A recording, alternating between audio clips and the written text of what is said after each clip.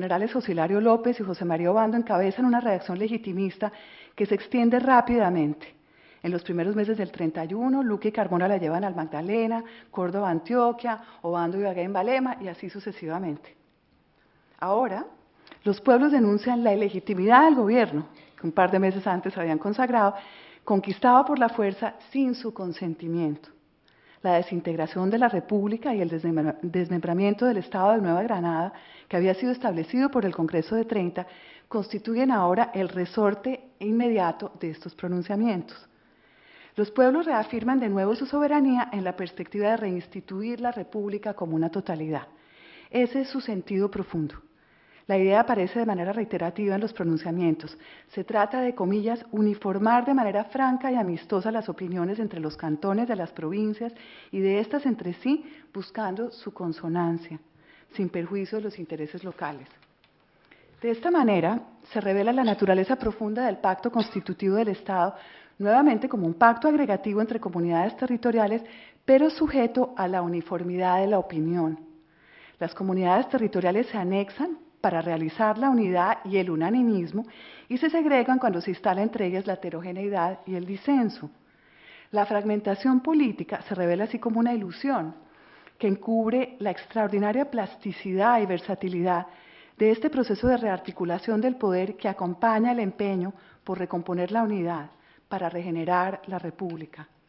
La amistad y la buena inteligencia entre las provincias constituyen el fundamento de un gobierno nacional legítimo.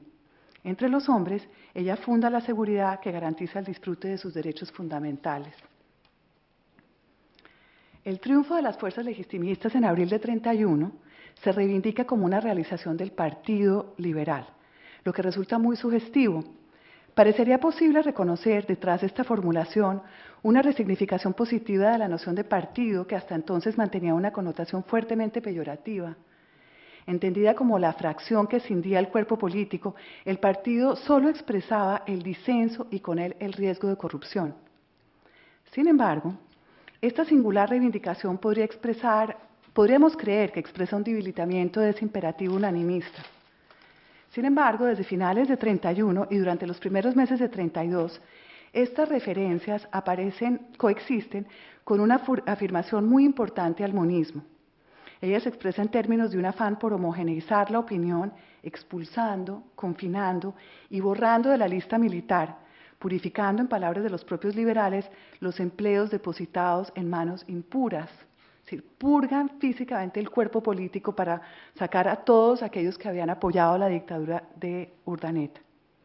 El momento se acompaña de una profundización del sentido de pertenencia asociado a la Nueva Granada. El carácter extranjerizante de la dictadura de Urdaneta se denuncia.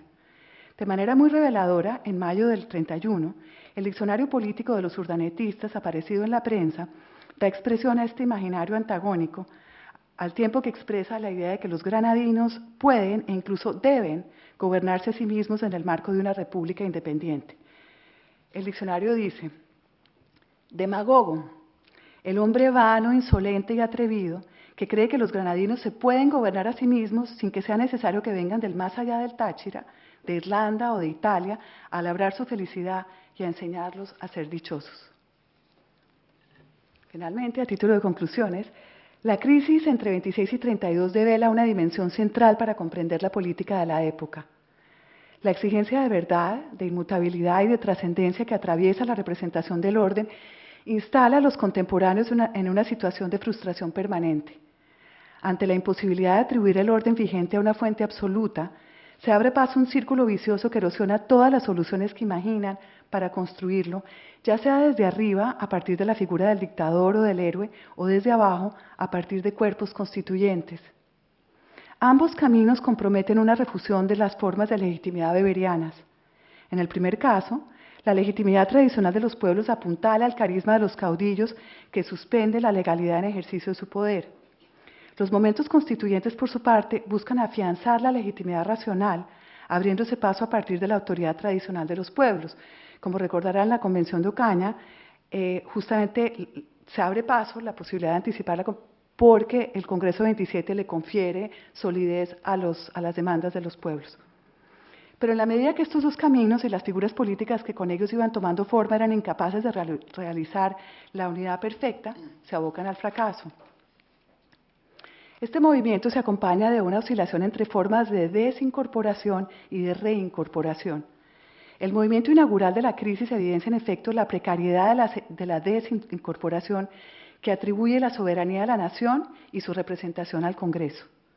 Con ella se desata un proceso vigoroso de reincorporación, inicialmente en los pueblos que copan la esfera pública con sus pronunciamientos y posteriormente en la cabeza del cuerpo político reconstituido con la proclamación de la dictadura bolivariana en 28 y su reincidencia en 30. Sin embargo, tras la muerte de Bolívar, esta última se despoja de toda legitimidad. Titularidad y ejercicio del poder se confunden y la concentración de poderes en manos de Urdaneta aparece como una forma de despotismo inadmisible. Se abre así una nueva tentativa de desincorporación en el que la soberanía aparece referida una vez más al pueblo, entendido como un conjunto de ciudadanos, y en la que el poder se vislumbra como un lugar vacío. En este contexto se produce la reunión de la Convención Granadina que consigue finalmente asentar el orden y darle un marco constitucional a la República, cerrando el ciclo revolucionario en Nueva Granada.